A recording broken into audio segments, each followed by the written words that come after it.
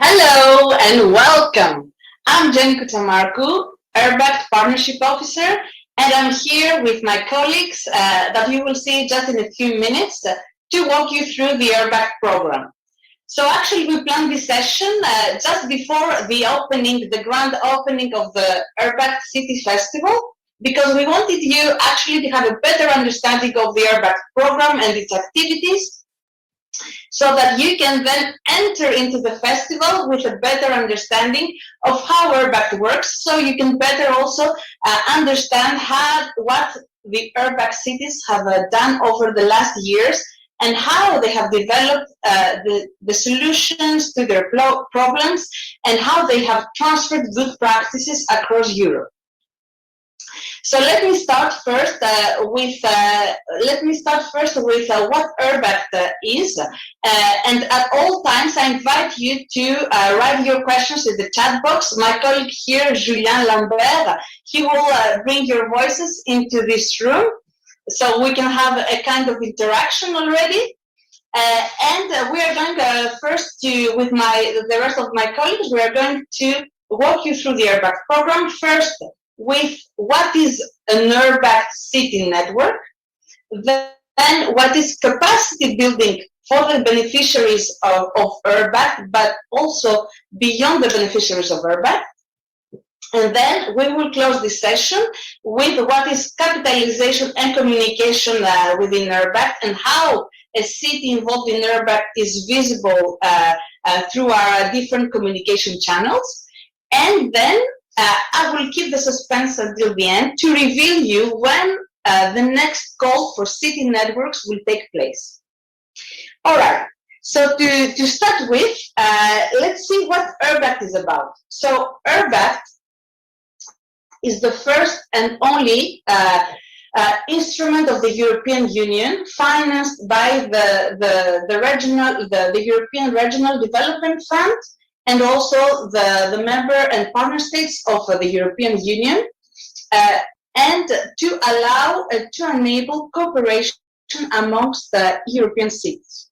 So what do we mean with this cooperation, and how do we enable this cooperation? So first of all, the first thing to have in mind is that URBACT finances the exchanges amongst cities. So there is a dedicated budget for URBACT beneficiaries to allow the travel and the exchange of knowledge from a city to the other. The other way we enable cities to cooperate amongst them is that we have a dedicated program, a program and the method that we have branded as the URBACT method, which provides methodological support but also expertise on different topics. So this is how URBACT works in a nutshell, and what we have actually in terms of activities and what this URBACT method is about. So when a city joins URBACT, actually a city joins an URBACT network. Within this URBACT network, if you're a city that you have just joined URBACT, an URBACT network, then you have come to URBACT because you have a challenge, a problem, and you want actually to develop actions and solutions to tackle these problems. So our approach and your approach as a new city to URBACT networks is that you will have this action-oriented method throughout your exchanges with the other cities within an URBACT network. So there is, first of all, this action-oriented approach. This is not just about exchanges, just about visits from a city to another, but it's dedicated, there's a purpose and there's a determination to act following all these exchanges.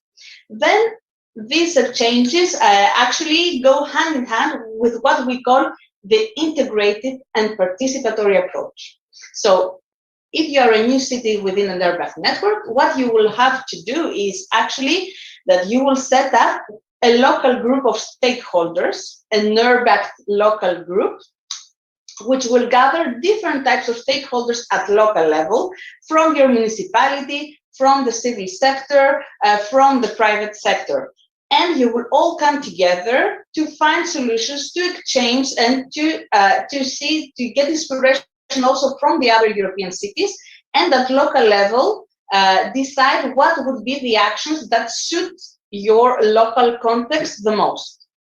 So this is the participatory approach and what we call the vertical integration, because at local level you can of course gather these different stakeholders, but you can also reach out to the regional level and the national level when necessary. Then in terms of integrated approach, we also mean that of course, as a new city, when you come to a city network, you will have perhaps a thematic country, let's say social inclusion. So you want to involve more some groups of the population who are not so privileged and not very much included in the public sphere.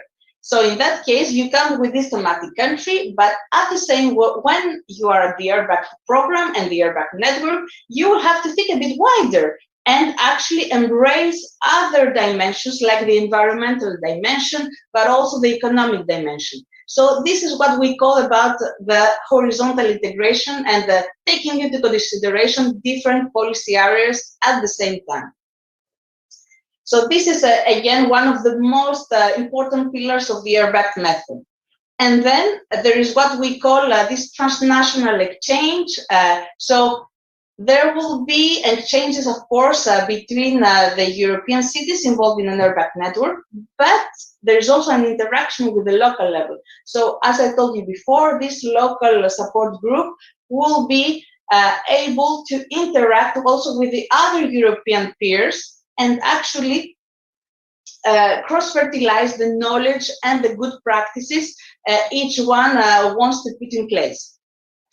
And to finish off with the URBACT method, and this is one of the very positive, of course, elements of the URBACT method and the URBACT networks, is that each city network within URBACT has the opportunity to be accompanied by at least one expert.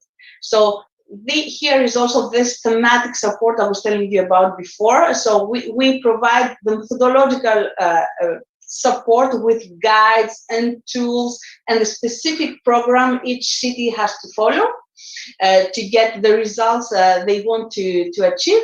But also there's these thematic experts who can also help the cities and the networks achieve better results. So here's the URBACT in a nutshell. And what we're going now is that we're going to dive into the main activities of URBACT. We will start first with more details about the networks, what is happening when you're part of a network. And then, as I told you, we're going to move on with capacity building, how the beneficiaries of URBACT can benefit from capacity building activities, but anybody, any other urban professional not involved in URBACT can also benefit from trainings and tools. And then we will finish off with the communication and capitalization, and in particular, when the next call for networks will take place. So before I give the floor to my colleagues, before I invite them, Julian, do we have any questions from the chat so far? No, a lot of hello, good morning, some technical issues, but I think it's solved now. All right. So nothing so far. Okay, so let's go to the juicy part. So I welcome now Céline Etoin. Please, Céline, have a seat. So Céline Etoin is a project and finance officer with Christian Radojicic, who is the networking officer. So welcome. Good morning. So here's how it's going to be. So over the time, we have been receiving questions about how networks work, how things work in URBACT. So here I've put on the table some cards with the most frequently asked questions, all right? So what I'm going to ask you, Céline and Christian, is that you choose from this row here, you choose the cards, and I will read the question, and then you will get the chance to respond, all right? Who would like to start? So I can start. Céline. All right. Okay, it's like the most basic question. What is an URBACT network? So yeah, as Jenny explained, URBACT finances mostly projects and networks, and so cities may join URBACT by taking part in different networks. And in this programming period under URBACT 3, we had three main type of networks. So the first one was action planning networks, so APN, and APN support an organized process of exchange and learning among peers in Europe with a view of improving local policies through action planning. And they support cities in addressing the policy challenge they want to address by producing an integrated action plan. Then we have two other more types of urban networks, which can be joined by cities. So we had implementation networks, so IN. They support cities with the delivery of an existing integrated urban strategy or action plan, with secure funding for the implementation of this strategy plan. And by taking part in an implementation network, cities can exchange and share experiences, discuss problems and seek possible solutions, and generate new ideas to address challenges related to the different dimensions of the implementation process. And what we also discover, I mean, by implementing this kind of networks, is that cities struggle to separate the what to the how, and the how is really important because by focusing on how, cities are able to learn about moving from a strategic planning document to a real implementable set of activities. And then we have the third type of networks, which is transfer networks, so TN. And these networks build on the experience of a good practice city, so which the city will be the lead partner of the network. And they help cities in understanding the good practice to enhance and improve their urban policies. So understand, adapt, and reduce. So when we say adapt is not a copy-paste process, and reuse, so adapt and implement the adapted version of the good practice. And as a result of the adaptation and reuse, it is expected that cities improve their integrated urban policies and delivery of these policies on the ground. And just to mention also that we had also some pilot networks. So these pilot networks come generally at the end of the programming period. So we tested some pilot networks and we are currently testing them. So we have just approved the second wave of transfer networks. So the same type of network that I just mentioned, but also we have two new types of networks. So what we call the Urban Innovative Action Transfer Mechanism, aiming to support the transfer of an innovative solutions and supporting a group of cities to understand, adapt, and prepare to reuse UIA practice through the co-creation of an investment plan, building on the URBACT transfer network and implementation network experience. So making a hybrid model focusing on the transfer of innovation from one city to others. And this tool shall also provide cities with the skills necessary to have better access or use of wider mainstream and European territorial cooperation programs and funds. And last one, so we have also now currently running a pilot on SDG localization, so the Sustainable Development Goals localization. And this pilot network aimed to localizing the UN SDGs through the application of the URBACT method, looking for tools, experiences, and solutions to achieve the SDGs at local level, and supporting the development, implementation, monitoring, evaluation of locally appropriate SDG actions. So in a nutshell, that's all right. Okay. Yeah. Thank you very much, Celine. So that means three under URBACT 3, at least we had 3 types of networks. So the action planning network, so here cities don't have a strategy or a policy on a specific topic, so they come together to exchange on how they can find what kind of actions they should take, and then they come up with what you said, an integrated action plan.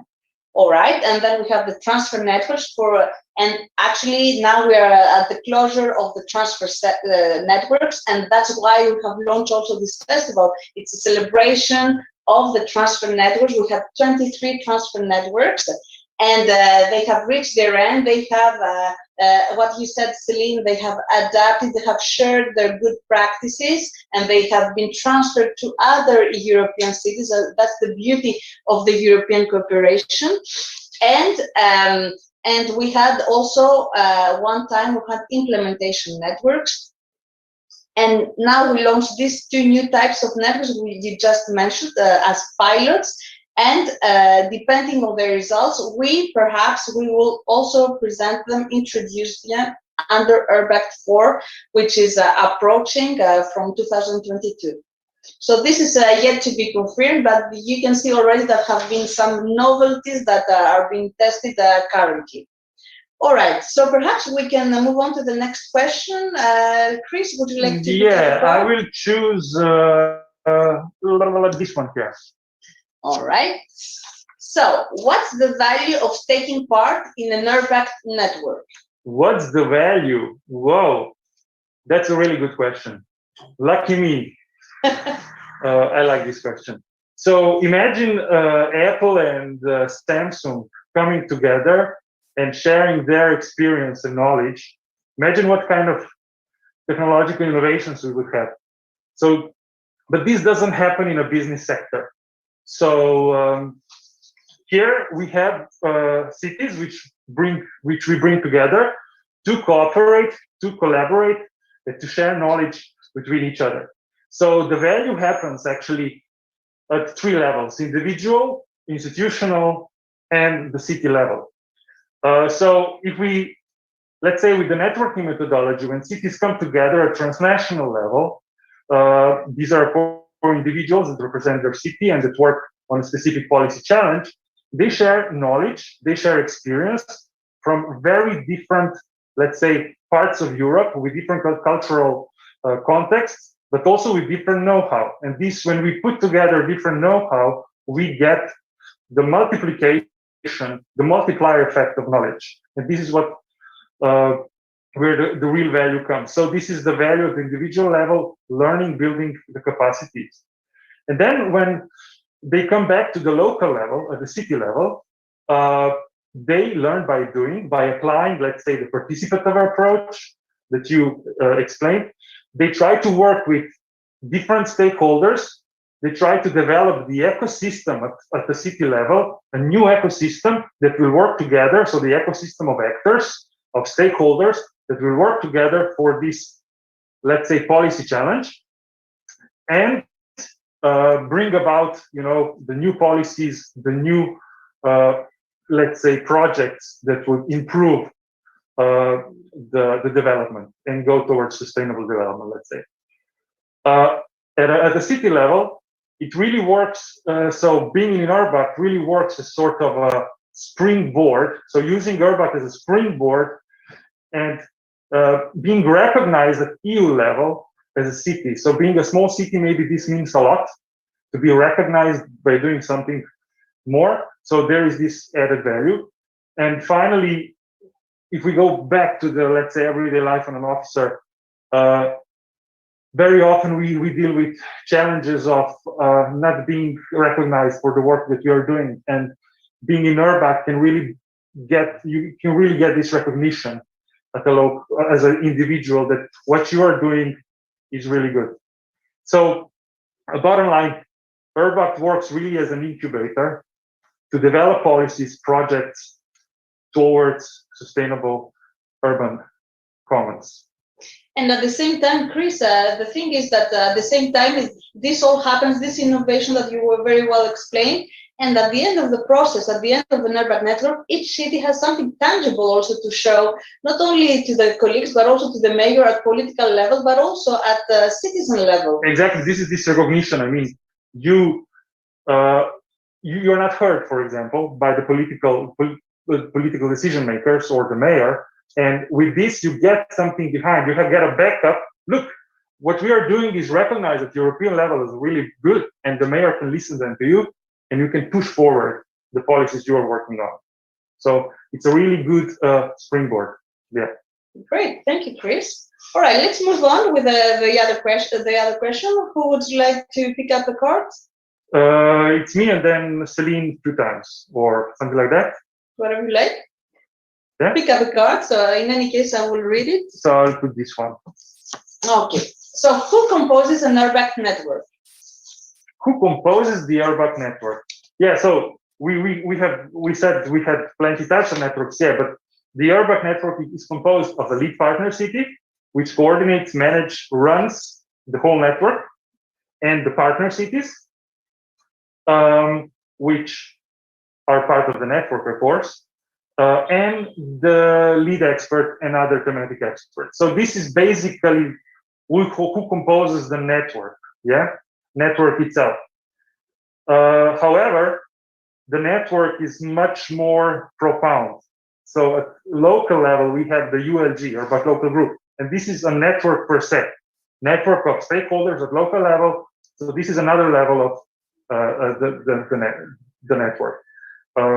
So this is it. So lead partners, project partners, experts, the lead expert who is all along the way supporting the network, plenty of thematic specific experts that can bring knowledge throughout the exchange and learning experience, and then at local level, we have the multi-stakeholder group. So another layer of the network. Thanks, Chris. All right, that's very clear. All right, let's pick up another card. So yeah, I will take this one. All right. So how can my local administration be part of an URBACT network? Yeah, so it's interesting for those who want to apply for the next call. So yeah, first, URBACT networks are through competitive calls for proposals. So there will be some calls that will be launched, and then there are several steps, let's say. Then there is also the step before applying. Then there are two, as Chris explained, there are two main roles. I mean, lead partner or project partner. So you need also to know if you want to be a lead partner, so leading a network, setting on the network, or joining a network as a partner.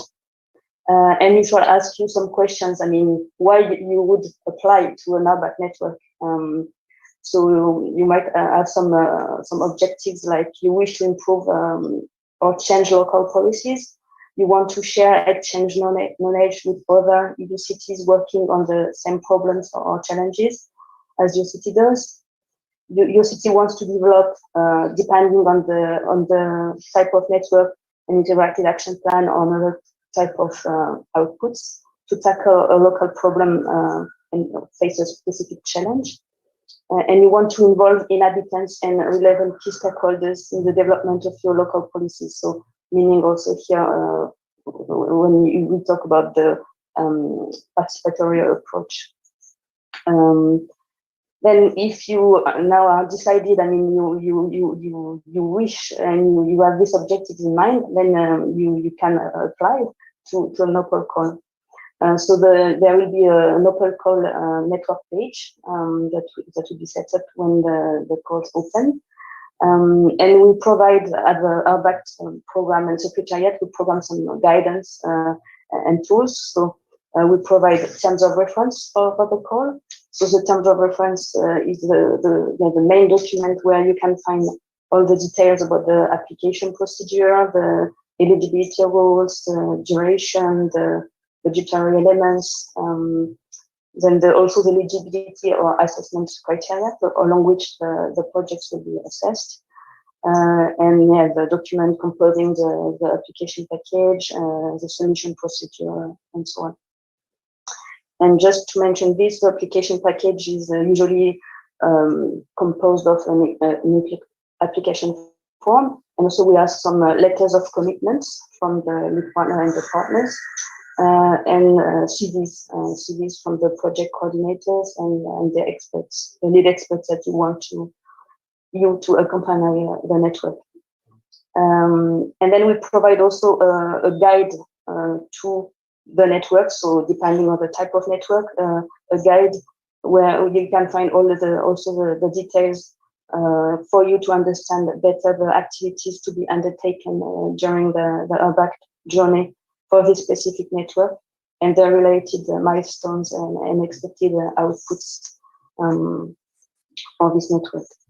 And then, so it was how to apply, and then also how then you can set up your network and find your partners. So you have the different possibilities. So you have the possibility to reach out to national URBACT points in your country. So what we call NIPS. So we have a national URBACT point in each country in Europe, almost, and then you can reach out to them. They can help you. And also we usually have a project proposal database or marketplace, which is open once a new call is published. And with this, you have the possibility for potential, if you have a potential partner to add a project idea to the database. And then you can mention that you, for instance, you want to find city partners. Yeah, as a project partner and city interested, you can find this project proposal description posted, and then you can contact them to see if you can become a partner in this proposed project. So that was later before the submission. Then after the submission, so there is a phase of assessment and then the approval of projects. And yeah, once approved, then you have to implement all the activities and so on.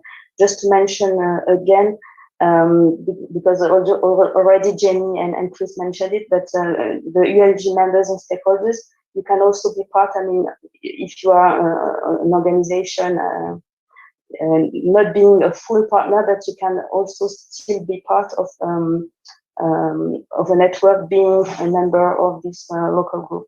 So it's also a possibility. So not being a full beneficiary of an URBACT network, but it's a possibility to take part of an URBACT network. Thank you.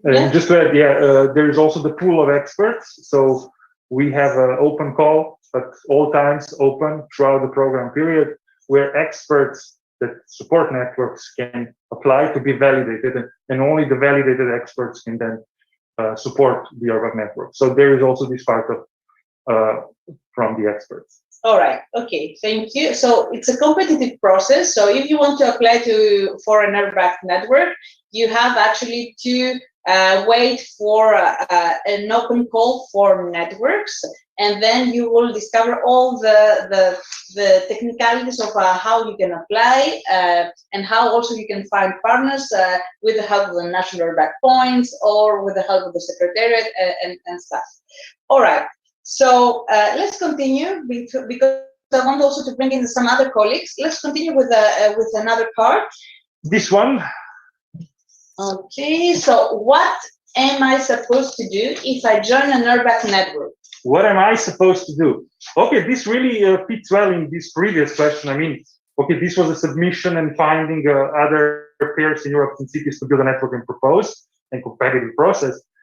But yeah, what am I supposed to do? So first of all, I think you need to be an enthusiastic individual who wants to bring change in your city and wants to push forward the policies, or let's say projects that you're working on. So that's the first thing. Be enthusiastic, and then be ambitious. Like, think big, be a dreamer, imagine.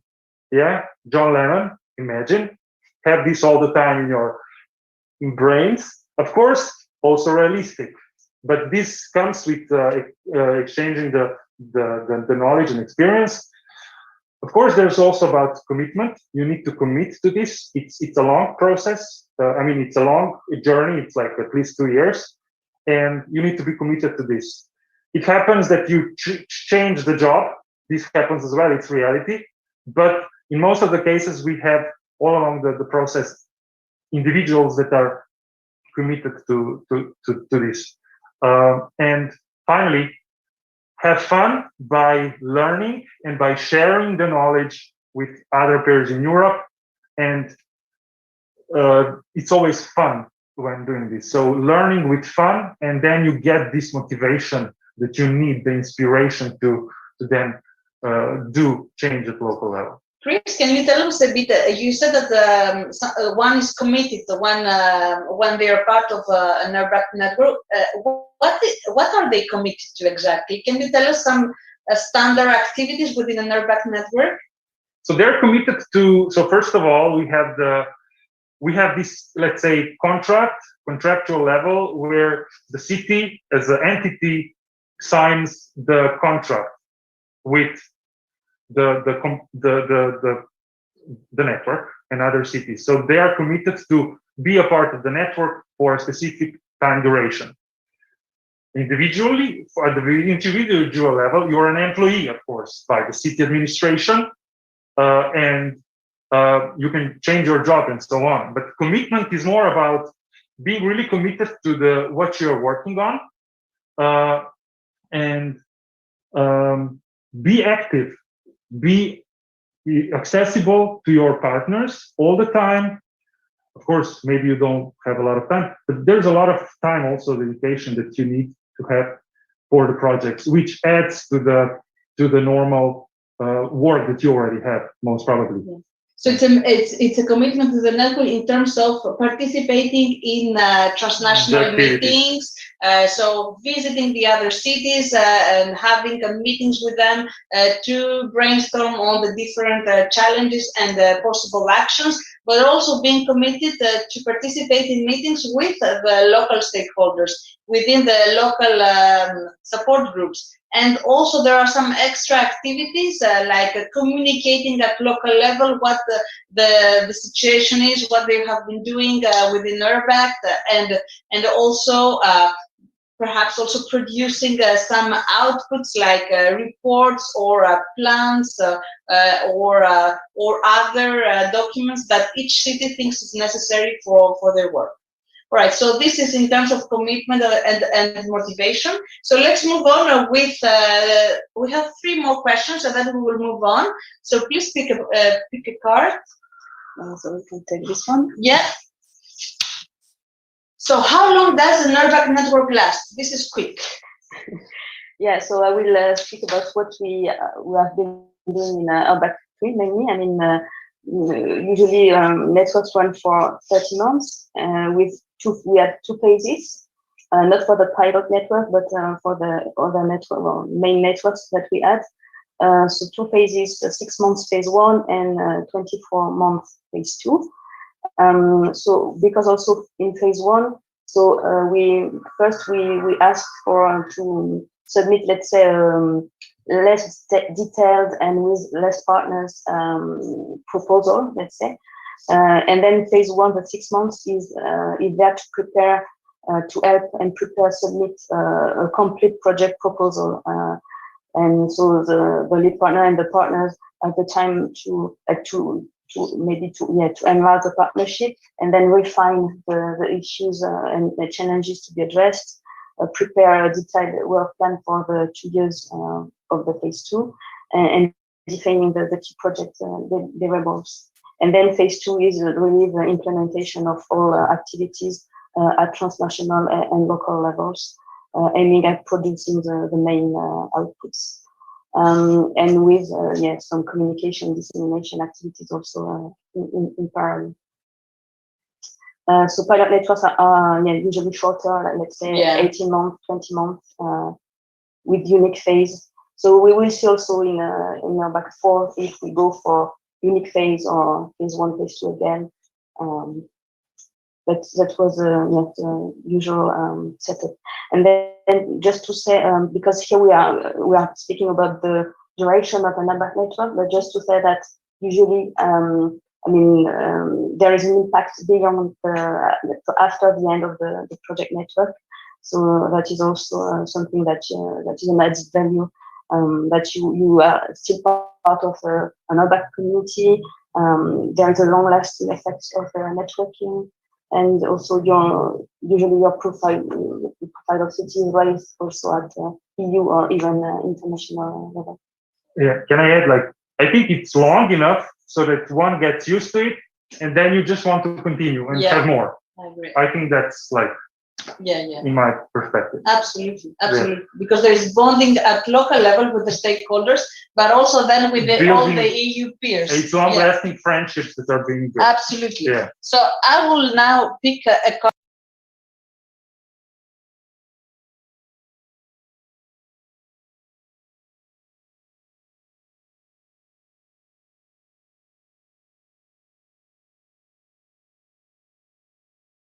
program documents. So first, as we also already explained, we have the LPP role and PP role, so it's not just, it's at the same level of maybe involvement or as let's say of human resources that are needed. Usually we say that we should, lead partner should foresee 2 full-time posts and partner the equivalent of 1 full-time post. So not meaning there is 2 person and 1 person, it can be like spread out, but it's the equivalent of 2 full-time posts for lead partner and 1 full-time post for the project partner. So including resources required for the network management team. Yeah, you need to think how to best let's say allocate the task properly and also differentiate them.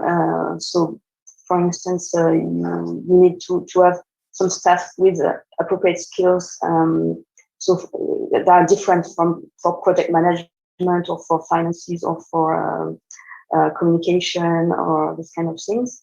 And have skills also like working in an international environment, understanding at least English, this kind of things. And usually we have also like roles or type of profile, let's say. We say we have someone who should take the role of a project coordinator, then finance officer or manager, communication officer, and ULG coordinator, so the local group coordinator. So this has really this kind of tasks that need to be fulfilled, and daily task, and just as also maybe Chris said, also motivation is also important. You need to have some motivated people and dedicated people, and sometimes, so it's an estimate, but sometimes you can work beyond the time, this time possible. Excellent. This was a very comprehensive question. It was also beyond the timing, but also what it takes to be coordinating these networks, right? Chris, very quickly. Just quickly, when you are a true enthusiast, it's a 24/7 job. Absolutely. That's it. Absolutely. So let's move on with the last question. It's the last. So Can you give an example of a city that participated in an URBACT network? What did they do or what they have achieved? So 1 minute. Since we are really out of the time, there's plenty of cities. I really invite people to have a visit to the stands of the networks. They will be able to also chat with some of the partners and learn from the first-hand experience. And we also have publications that we produced, like for action planning networks, we produced several years ago, Cities in Action, Stories of Change. Plenty of stories are there. Today, we are also, Alice will talk about that, publish another publications from the transfer networks. So plenty of stories are there. I don't want to now, I can now start talking about plenty of cities that did a lot of stuff, but we don't have time for that. Yeah, we don't. Let's not name them now. Yeah, so let's just keep that. I mean, you will enter afterwards from 2 o'clock. You will be able to discover a plenitude of good practices happened in URBACT cities. So let's keep the suspense for them. It will be even better for you to understand that and hearing from the cities themselves. Thank you very much, Christian and Celine. And now we'll move on with the money question. All right, what's the money about? So I'll ask Julien to come here. Okay, and we got some questions in the chat, but I answered them. Yeah, And my colleagues too, yeah. so it's perfect. All right, excellent. So we have 3 questions. Yes, and we're going to talk about the money. It's important because I guess you want to know about the money and what we give to the networks. So I'll be quick, but I'll try to be as clear as possible. All right. Let's start with the first one here. All right. So what does URBACT finances for the networks? Yes, money is important. You want to know what we're going to give you, and I'm going to be as clear as possible. So there's 2 types of money we give. So the first one is for the networks directly. So there's money for your staff involved in the partner city. There's money for office and administration, what we call, so like small elements linked to the normal functioning of your municipality. We have money for your staff, money for travel and accommodation, so they can be part of transnational meetings. We also have money for external expertise and services. So it means if you want to procure with one company to help you on the network, you can do that. Also, if you want to involve your local members into a transnational meeting, you have money for that. And finally, it's a small budget category, but it's called equipment. And we can give you some money for like small items of equipment, like computers, laptops that you might need for your network. And it's even more important in COVID time because you need laptops to get an exchange, a virtual one. And the second part is expertise. So like Chris said, you have a lead expert and you also have ad hoc experts. And you should not worry about that. They are directly paid by URBACT, but they have a certain number of days. I think for the transfer networks, it's 170 days. Thank you, Julien. I mean, it sounds like URBACT has so much money. It's like, yeah, throwing euros in the air. No, but you have a certain amount of money. You're so rich, so much money. All right. Okay, thank you. Let's go on to, I pick it for you. All right. How much money a network a partner receives? Okay. I'm terrible with numbers. For this question, I'm going to just take my notes because obviously I have notes on how much they get. So in the terms of reference, Céline talked about, so it depends on the type of network. There's a maximum amount. And then the lead partner with the project partners, when they apply, they decide how they distribute the money. So for the action planning networks that are still going on, the second wave, they got 600,000 euros total. And then they have to distribute it among the partners and the lead partners. For the transfer networks that you're going to see in today and the next days, the amount was also 600,000 euros, but because of COVID, we had to give them more time. So we extended the project duration, which we never do, but we knew that it was really important for them. We decided to add 50,000 euros. So in total, the budget for the transfer networks could have been 650,000 euros. And then I have an average. So for transfer network, the average for lead partner was around 200,000 euros. All right. And for the project partners, it was 65,000 euros. 65,000 euros per partner. Yeah, it's an average. It's so sometimes like some partners ask for 40,000 euros and more, and some other ask for 100,000. So you distribute your money, we give you money, and then you do whatever you want. Not exactly. It has to be eligible, and we'll check that. But you need to have a sound financial management system, of course. And yeah. Because there are audits all over. So there's a lot of audits, absolutely. Yes. It's public money, so we pay really attention to this. Yes. All right, let's move on with, do partners have to co-finance their participation in URBACT networks? Yes. I think that's the case for a lot of EU programs anyway. We give you some of the money and then you have to look for financing yourself. And here it depends also on the type of networks and on where your city is from.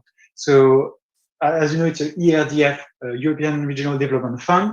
So we can give you sometimes 70% of the budget, and then the 30% remaining you have to finance it yourself, or for cities from less developed region or transition region, we can give you up to 85%. And then the rest usually comes from the internal capacities or funding of the municipality. And I know in some countries, I think in Italy, they give you money for the rest. So you still have to look for co-funding, and you should check with your national URBACT account if you want to apply one day. But it depends most of the time on the terms of reference, and it will be set in there. So you shouldn't worry about that, but you know that we give that money, and you need to look for funding. All right. Funding.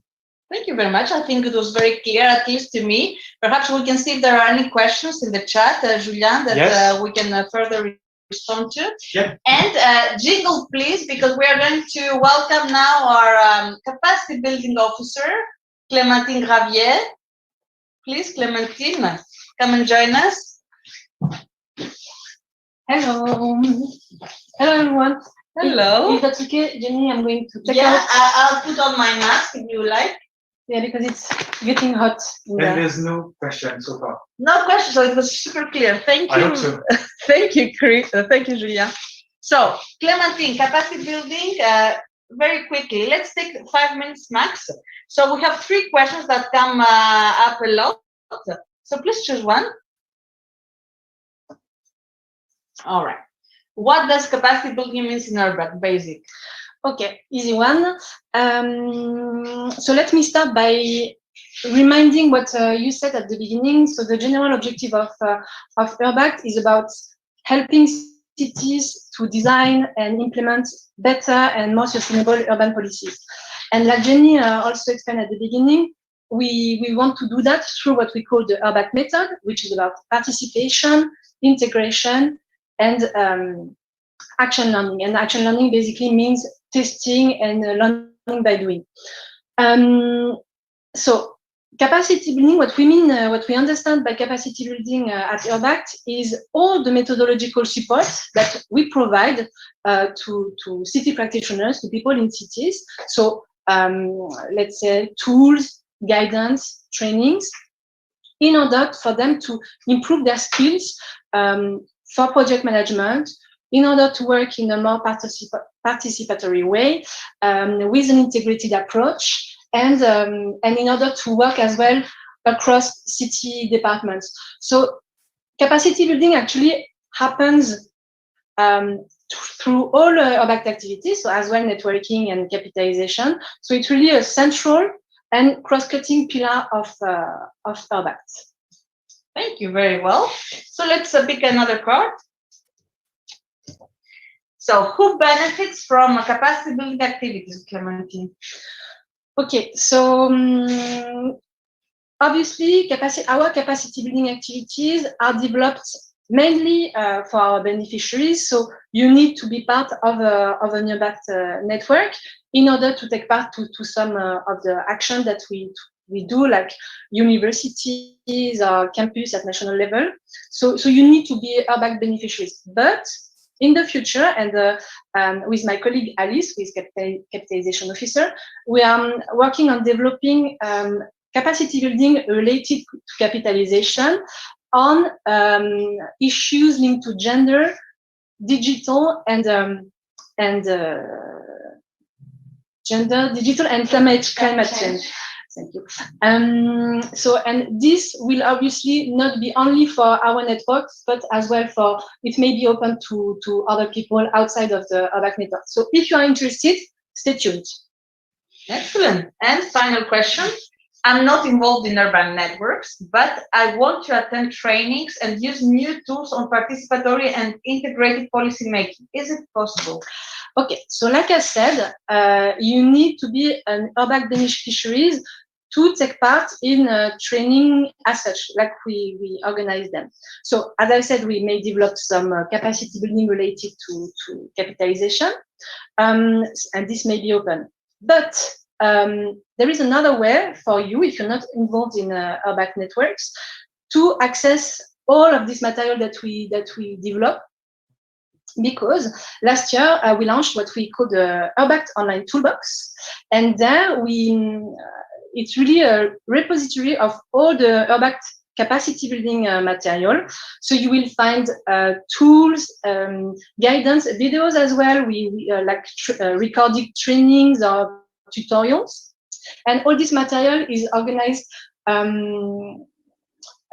through the action planning network. So starting from analyzing the problem to design a solution to implement it, and as well keeping your stakeholders engaged and communicate about your actions. So you will find all the tools structured around this. And the point was really to make our content, the capacity building content, accessible to all city practitioners, to all people working for cities. And if you are interested, so I invite you to rummage a bit through the toolbox, because there is a lot of content there.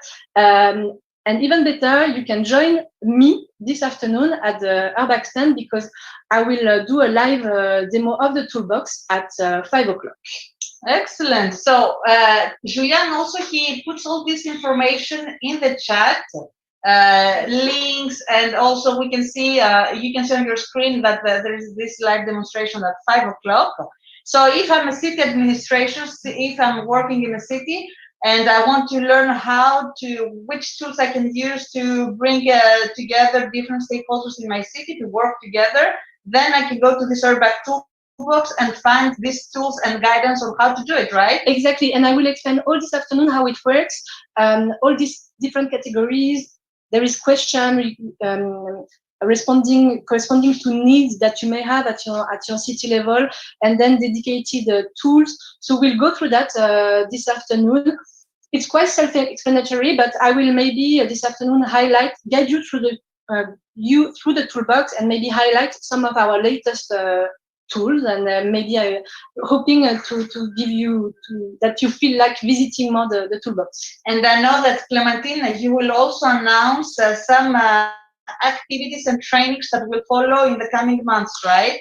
Yes, I mean, just because I found it interesting, and I think it may be interesting for you even if you're not involved in URBACT networks.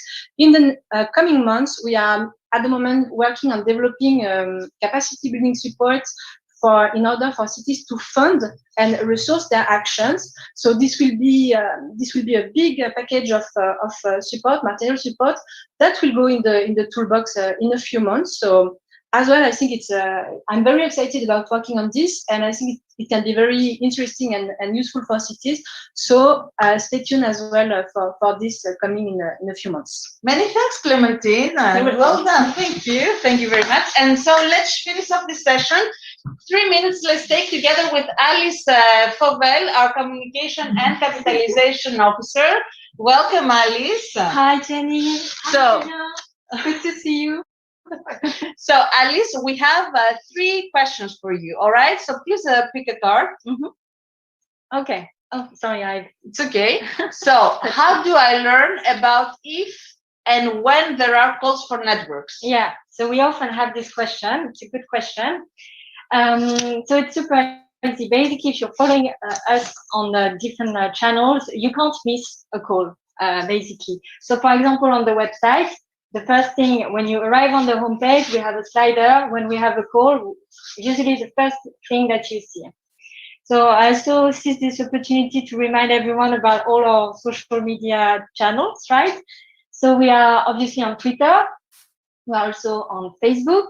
We are on LinkedIn. And we also have an Instagram account. And I also remind you that today we invite you to use the URBACT Fest hashtag if you want to share the knowledge with everyone. And so usually, yeah, when we have a call, we would post on a regular basis on all these channels. And I guess the last thing would be the newsletter. We do send out a newsletter every 2 months on average. And so when there is a call, and if you're already receiving the newsletter, you should see the information in your mailbox. Yeah, just. And Julian has just shared in the chat the link to subscribe to the newsletter. I mean, if you are there, you will not miss any information from URBACT. All right, so let's pick another card. Choose Alice. Yeah, I do this. at the same time since I'm the only one without a mask. Okay, right. I'll let you read it. There are lots of information on the URBACT website. I cannot keep up speed. What do you do with all this content? It's true that the URBACT website can be a little bit difficult to navigate. So I can give you a few tips. So the first thing is to start on the homepage. So when you land on the website, you usually find the most recent thematic content and the most recent articles on all sort of interesting topics related to sustainable urban development. So that's where you should start. And then you can check the navigation menu. And so, for example, if you're interested in information in your own language, I invite you to check the countries button in the navigation menu, and that's where you can have access to the information in different language. That's the space on the website that the National URBACT points update. If you're interested in specific networks, you can also click on networks in the navigation menu. And when it comes to thematic knowledge, it would be under the urban topics part of the menu. And where when you click on the button, you see you see many topics, and usually when you click on the topic that you're interested in, it takes you to the most recent articles. But on some specific topics, you will see that the knowledge is organized in a different way. And on those pages, we call them the Knowledge Hub pages. And so I can give you a few examples. So there is, for example, the gender equality, which was one of the first Knowledge Hub project that we added to the website. And it's great because when you click on gender equality on the website, you can access to the interactive report, Gender Equal Cities, that gives you great examples of how cities can really drive change with more gender sensitive policies. So that's one example. And then just if I have time to quickly give one or two more. One or two, great. So recently this year in March, we launched two Knowledge Hub projects. One was cities engaging in the right to housing, and it's a collaboration with Urban Innovative Actions. And so when you click on housing on the website, then it takes you to another platform that is called Right to Housing.eu, with a collection of city stories and also more knowledge about cities implementing the right to housing in different contexts. And it's really an example of a knowledge activity that brings together not only URBACT cities, but also Urban Innovative Action cities, connecting them with opportunities at the national and even a European level. So this is an example of a Knowledge Hub project. And I invite you tomorrow to visit the URBACT stand during lunchtime from 1 o'clock actually. We'll start with a presentation on the cities engaging in the right to housing activity at 1, followed at 1:30 by a presentation on the URBACT online course on strategic procurement. Wow, yeah, that's a lot of information. Yeah, it's overwhelming sometimes, right? Right, and there is even more. I mean, the website is just like, once you start diving into all this content, there's so much more and so much more coming up in the next few months. So let's pick up the last part. So how will my city be visible if I'm in an URBACT network? Okay. Yeah, so it's true that it's also an opportunity when you join an URBACT network. You also have the support package, if you like, and so in terms of communication, we're really supporting cities at different levels, at the local level, also connecting them with the opportunities at the national level, and then also presenting them with opportunities at the European level. And so in terms of communication, we provide training, support guidance, and also what I was just saying in terms of like more knowledge and capitalization. We try to also present you with opportunities to link up with existing organizations. So we do have good relationships and collaborations with organizations like Eurocities, urban innovative actions, and like I also invite you to visit the stands, right? Absolutely. Yeah, most of them do have a space in the exhibition area in the next 3 days. So if you want to find out more about URBACT partners, you can also visit the exhibition area. All right. Yeah, I think that kind of sum up absolutely. Absolutely. So I'm going now, I'll give the floor to Julien to tell us if there are any questions that we have not responded to already. No, all good. All good. All right. Running late. So, all right. So I'm going now to call all my colleagues here for to say goodbye. Before we close this session, just I want to tell you something. URBACT 4 is getting ready. So in 2022, we should have a new programming period for URBACT. There will be URBACT 4 for 7 years at least. And the next call for networks is planned for June 2022. And if everything goes well, and if COVID decides to give us a break, and then we will invite you to join the URBACT City Festival of 2022, where we will launch officially the call for these URBACT networks. So stay tuned. And before we leave you, before we say goodbye, we will launch 2 polls to tell us how you found this session. So the first poll will be if you have improved your knowledge about URBACT, because I guess most of you did not know a lot about URBACT. So there will be a poll that you will be seeing. Can you say it, Julien? Can you say it, Julien? Because we cannot see it on our screen. There's a big delay, so let me see. Yes, the poll is live. That's true. Can you repeat the question, please? So rate this session from 1 to 5. 1 is not satisfied, 5 is very satisfied. I'm going to say 5. And have you improved the knowledge of URBACT? Yes or no?